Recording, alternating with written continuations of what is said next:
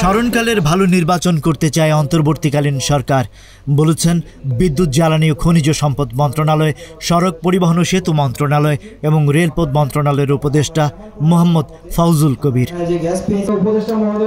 বিকাল ৩টায় জামালপুর মাদারগঞ্জ উপজেলার তারতাপাড়া জামালপুর ১ অনুসন্ধান কূপ খনন কার্যক্রম পরিদর্শনের আগে সাংবাদিকদের সাথে তিনি এইসব কথা বলেন।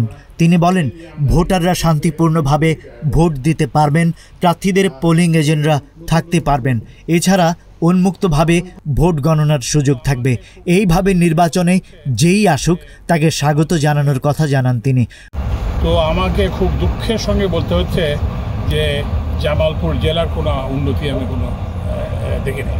কতগুলো বিল্ডিং হয়েছে, ভবন হয়েছে, কিন্তু শুনেছি যে ১,০০০ কোটি টাকা উন্নয়ন করতে ব্যয় হয়েছে।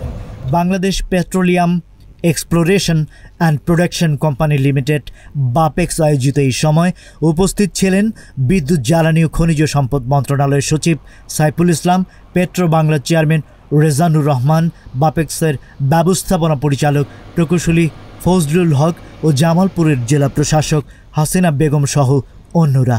পরিদর্শন শেষে তিনি মাদারগঞ্জের সৌর বিদ্যুৎ প্রকল্পে যাওয়ার কথা জানান। জামালপুর জেলা প্রতিনিধি তানিয়া আক্তারের পাঠানো তথ্যচিত্রে ডেস্ক রিপোর্ট।